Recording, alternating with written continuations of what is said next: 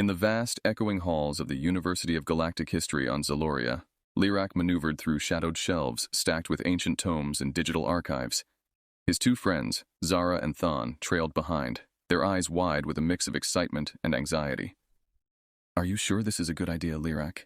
Zara whispered, her voice barely audible over the hum of the climate control systems that preserved the delicate documents.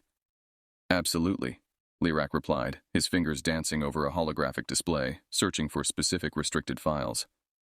"There's a whole section on pre-ban Earth that's kept under lock and key. Don't you want to know why?" Thon, adjusting his visual enhancer goggles, chimed in. "Curiosity killed the Grothnar, Lirak. We're not supposed to delve into human histories. It's forbidden for a reason." Lirak flashed a mischievous grin. "That's exactly why we need to look. Why ban something unless it hides a truth too powerful to handle?" They reached a secured vault at the back of the archive room. Lirak pulled out a small device and aimed it at the lock. With a soft click, the door unlatched, and the trio slipped inside. The room was dimly lit, shelves lined with data cubes glowing faintly in the dark. Lirak approached a terminal in the center, activating it. Pages of classified documents materialized in the air, flickering with forgotten secrets. "Look at this," Lirak said, pulling up a holographic image of a massive battlefield strewn with a mix of human and alien technology. Humans fought not just with weapons, but with strategies no one had seen before. Zara leaned closer, analyzing the tactics displayed. It seems they could adapt incredibly fast, faster than the Council could predict. But that doesn't explain the ban. Thon, looking uncomfortable, scrolled through another file. "Here's something about the aftermath. Says here the humans caused a shift in power that nearly collapsed the Galactic Alliance. Maybe they were banned to prevent another upheaval." Jack, another student who had silently joined them, spoke up, his voice steady. "Or maybe the Council feared what humans could become if left unchecked. Power breeds fear, and fear breeds bans." Lirak nodded thoughtfully, absorbing Jack's words. "We need more than this. We need first-hand accounts, something concrete. What if we could find a human to tell us their side?" "That's insane," Zara protested. "Interacting with humans is forbidden, and where would we even find one?" Jack smirked slightly. "What if I told you I know a place? It's risky, but if you're serious about uncovering the truth, I can get us there." Lirak's eyes lit up with determination. "Let's do it. It's time we learned the real reason behind the ban. And maybe, just maybe, we can change things." As they filed out of the archives, the documents they had seen burned in their minds, setting them on a path that could alter their understanding of history and their place within the galaxy. After their illicit visit to the archives, Lirak and his friends gathered in their usual meeting spot, a secluded corner of the campus garden, under the silvery light of Zaloria's twin moons. They sat in a circle, the soft rustling of the luminous foliage around them creating a veil of privacy. Jack began outlining his plan. "There's a hidden archive on Galanus. It's not just any archive, it's an unofficial repository of human artifacts and records smuggled out before the ban was enforced. If we're going to understand humans better, that's our best shot." Lirak leaned forward, his eyes sparking with excitement.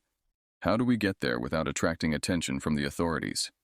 "I have a contact," Jack replied. "They can get us transport. It'll look like a standard educational field trip to the outer systems, but we'll need to be careful. Getting caught away from our prescribed path. It won't just be a slap on the wrist." Zara nodded slowly, the gravity of their undertaking settling in. "Once we're there, what's our cover story? We can't just say we're there to dig up dirt on humans." Thon, ever the planner, chimed in. "We'll say we're researching the ecological impacts of the Galani's archives on local wildlife.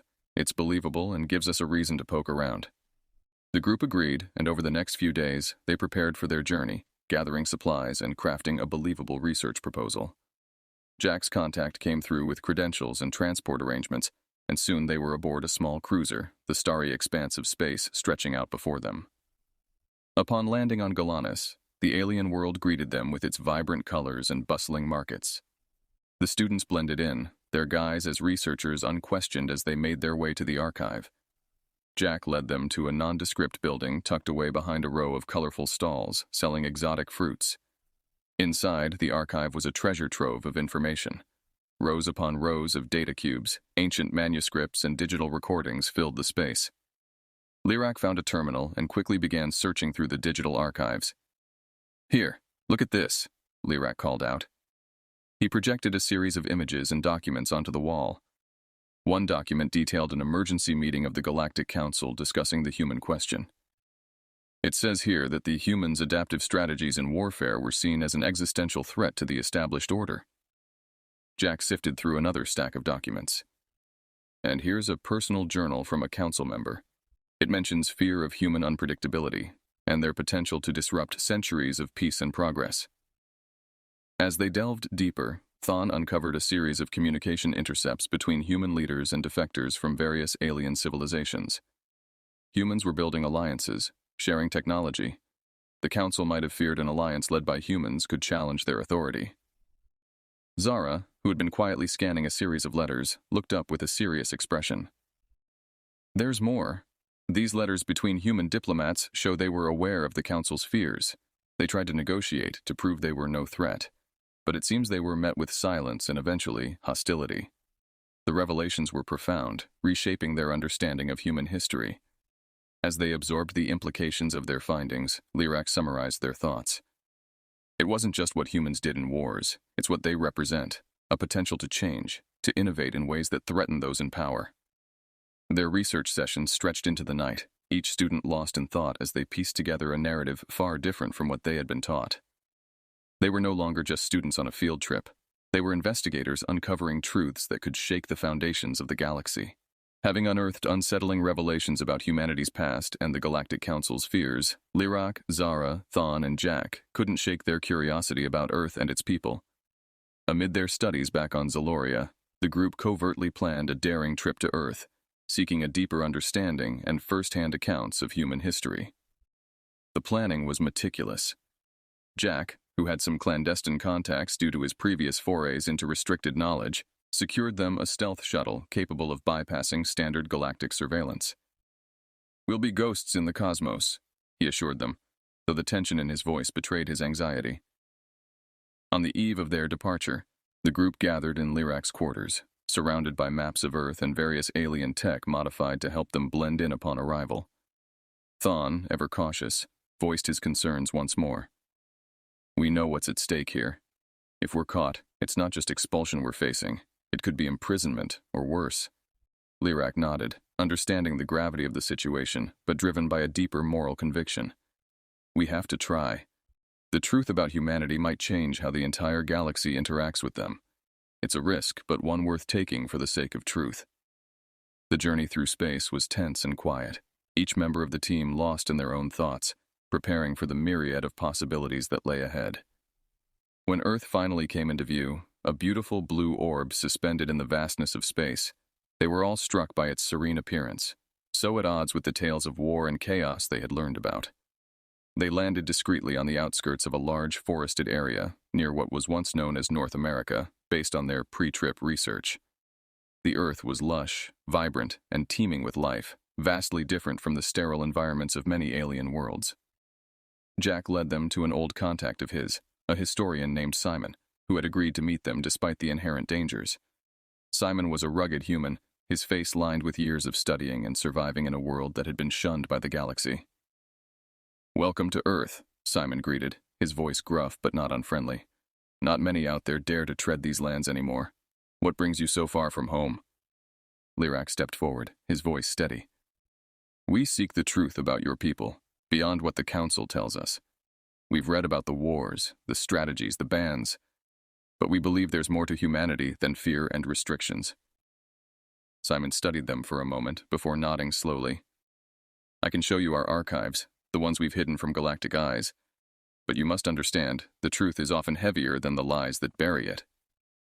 They followed Simon to a concealed underground archive filled with digital records, books, and artifacts from Earth's many eras of conflict and peace. The historian explained the complex nature of human emotions, their capacity for incredible compassion and devastating aggression. As they delved through historical data and personal accounts, the group began to see the dual nature of humans, not just as warriors but as innovators, thinkers, artists, and dreamers. This duality sparked a new understanding in them, shaping their perception of humanity as not just a species capable of war, but one also capable of profound growth and rebuilding. Their mission on Earth continued, each day peeling back another layer of human history, each revelation reshaping their understanding and their mission's purpose. They knew that whatever they found, the path forward would not be the same. With Simon as their guide, Lyrak, Zara, Thon, and Jack delved deeper into the archives hidden beneath the Earth's surface. The historian led them through dimly lit corridors lined with artifacts and old data pads, each item a silent witness to Earth's tumultuous past. As you can see, human history is a tapestry woven with threads of innovation and destruction, Simon explained, his voice echoing slightly off the stone walls. He stopped before a large, interactive display that illuminated the room with scenes of Earth's numerous conflicts. This, for instance, is a visual representation of the First World War, a pivotal event that demonstrated humanity's capacity for both technological advancement and unprecedented violence. Lyrak approached the display, his eyes scanning the moving images. "It's staggering," he murmured, "the extent to which humans went to dominate one another, yet the same conflicts pushed them to evolve rapidly in technology and societal structures." Zara, who had been quietly absorbing the information, added, "It's a paradox. They fought to save their civilizations, yet often those fights led to more fragmentation." Simon nodded, leading them to another section of the archive focused on the Cold War era. Here, you see the peak of human ingenuity and paranoia. The development of nuclear technology had dual outcomes. It was a means for both mass destruction and a stepping stone for space exploration. Jack, fascinated by the duality, pointed at a declassified document detailing a secret meeting during the Cuban Missile Crisis. So, it was their capacity for total annihilation that united them in fear, paradoxically fostering a period of uneasy peace. "Exactly," Simon confirmed. "Humans often found common ground when faced with mutual destruction. It's this unpredictability and extreme adaptability that made the Galactic Council nervous. They feared that humans could escalate galactic conflicts to irreversible extents." As they moved through the archives, Thon was drawn to a less conspicuous display detailing various peace treaties. It seems that after every major conflict, there was a significant push towards peace and unity. The League of Nations, the United Nations, these were all attempts to create a stable world order. "That's the other side of the human spirit," Simon said, a hint of pride in his voice. "The desire to rebuild, to better themselves after falling into chaos. But sadly, these efforts are often overlooked by those who only see humans as a threat." Their final stop was at a personal journal belonging to a human diplomat during the negotiations of the first interstellar treaty involving Earth. The entries provided a poignant look into the human emotion and ethical considerations during negotiations, highlighting their earnest efforts to integrate with the galactic community before the ban. Lyrak closed the journal, deeply moved. There's so much depth to human history. It's not just a series of wars, but a continuous struggle for balance between destruction and creation, division and unity. As they resurfaced from the archives, the weight of human history heavy on their shoulders, the group felt a renewed sense of purpose. They needed to share these insights, to show the galaxy that humanity was not just a species to be feared, but one that could also teach valuable lessons about growth, reconciliation, and the complex nature of peace. Their journey on Earth had not only changed their perception of humanity, but also themselves. They were no longer just students. They were witnesses to the hidden depths of human spirit, ready to challenge the fears and prejudices held against an entire species. After their enlightening journey into the depths of Earth's history, Lyrak, Zara, Thon, and Jack gathered around a holographic projector in their makeshift headquarters, a quiet cabin on the edge of a dense forest on Earth. The projector displayed a galaxy map speckled with hundreds of star systems, each one representing the members of the Galactic Council. The four friends were deep in discussion, piecing together the reasons behind humanity's ban from galactic warfare. Jack adjusted the focus on the projector and pointed to several key systems. "Based on what we've learned and seen, the Council's fear seems deeply rooted in the potential for human unpredictability and their rapid adaptation. Not just in wars, but across all sectors, economic, technological, even cultural." Zara, who was taking notes on a digital pad, looked up thoughtfully. "It's almost as if the Council feared losing control over the established order. Humans, with their history of both devastating wars and significant leaps in progress, could disrupt that." Thon, who had been quiet, chimed in. "It's not just fear of disruption. There's also the aspect of humans being able to unite various factions against a common enemy. The Council might have seen this as a threat to their own unity, fearing that humans could lead a coalition that would challenge their authority." Lyrak nodded, leaning back in his chair. "That's right. The documents we found mentioned several incidents where human diplomats were beginning to gain influence in the council before the ban was enforced. They were advocates for change and often challenged the status quo. Jack pulled up another document on the projector, an encrypted message he had managed to decode from the council's archives. Here's something interesting. This message is from a council leader expressing concern that the integration of humans might lead to a reevaluation of galactic laws, particularly those concerning warfare and technology sharing. The group pondered this new information. The more they learned, the more they realized that the ban on humanity was less about what humans had done and more about what they represented, a potential catalyst for change and possibly a new galactic order. Zara sighed.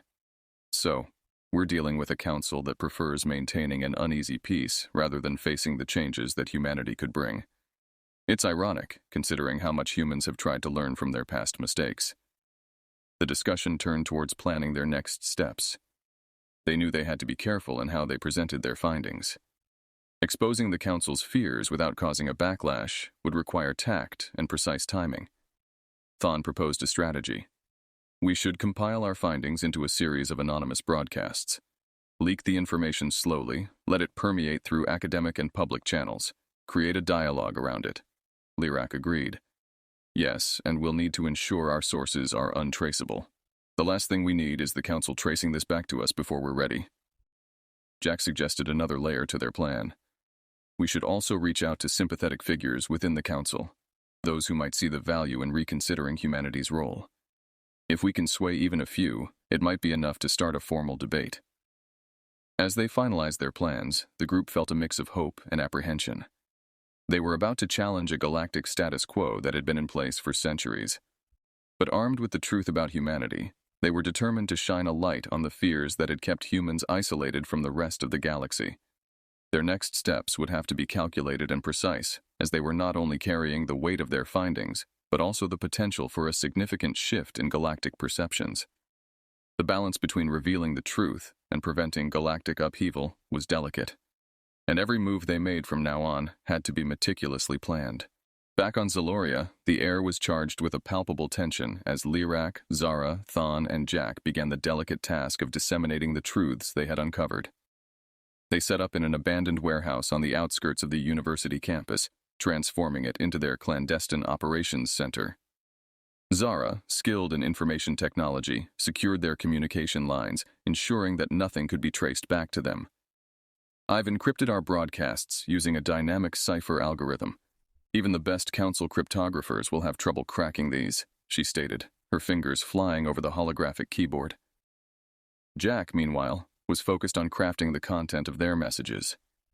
We need to frame this information in a way that encourages thought and debate, not fear or aggression, he reminded the group.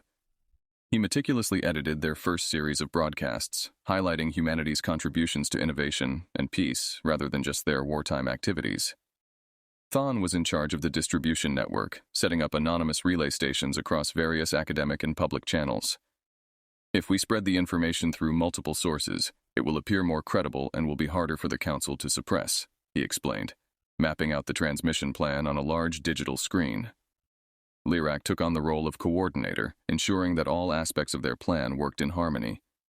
Once we start, there's no turning back, he said, looking each of his friends in the eyes.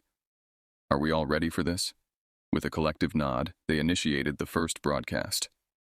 The screens in their makeshift studio lit up with reports of their messages appearing across discussion forums, news feeds, and academic journals, sparking intense debates and discussions among the galactic community.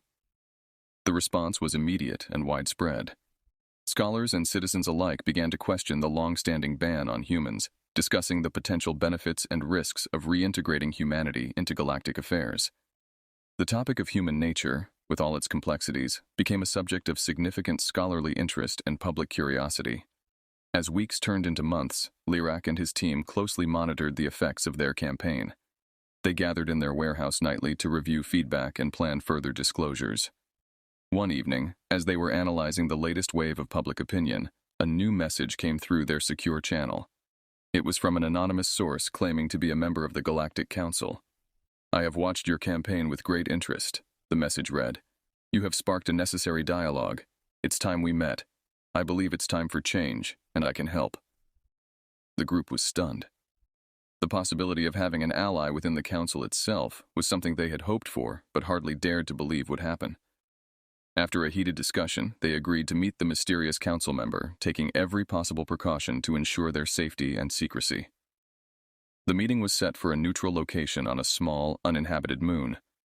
As they prepared for the meeting, each of them felt the weight of what they had set in motion. They were no longer merely students, they were catalysts for change.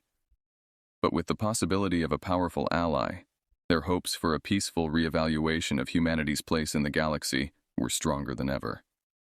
The impact of their efforts was unfolding in ways they could never have predicted, signaling the beginning of a new era for human-alien relations and potentially for the structure of the Galactic Council itself. They were on the brink of something monumental, and the next steps would be crucial in shaping the future of the galaxy. The rendezvous point was a desolate moon, its surface an expanse of gray dust and rock, reflecting the cold light of a distant sun. The atmosphere was thin, barely enough to sustain conversation, but sufficient for the purpose of this clandestine meeting. Lyrak, Zara, Thon, and Jack waited anxiously in the shadow of their landed shuttle, watching as another craft descended smoothly onto the moon's surface. The hatch opened, and a lone figure stepped out, clad in the traditional robes of a Galactic Council member, their face obscured by a hood. As the figure approached, the tension among the group was palpable. This could be a monumental ally or a clever trap set by the Council. "I commend your courage and initiative," the figure spoke first, voice modulated to mask any identifiable characteristics. "Your broadcasts have stirred much-needed debate. However, you must understand, not all on the Council share my view. You've made powerful adversaries." Lyrak stepped forward, his posture resolute. "We understand the risks, but we believe the truth about humanity must come to light. They deserve a chance to be part of the galactic community again." The council member nodded. "I agree, but you must also be prepared for the consequences. There are those who would rather silence you permanently than reopen the human case." As they discussed strategies to protect their cause and push forward with their advocacy, a sudden alarm from their shuttle broke the intense dialogue. Jack rushed to check the readings. "We've got incoming ships, unmarked, but their configurations suggest military, likely council enforcers." The meeting erupted into chaos. "It's a trap!" Thon shouted, as everyone scrambled back to their shuttle. Zara, quick-thinking and agile, managed to start the shuttle's engines while Lyrak and Jack provided cover using non-lethal deterrents they had prepared for such a possibility. Despite their efforts, the enforcer ships were too quick, launching a disabling pulse that knocked out their shuttle's power systems. Forced to surrender, the group was quickly surrounded and apprehended. The mysterious council member, however, vanished amidst the confusion, leaving no trace behind.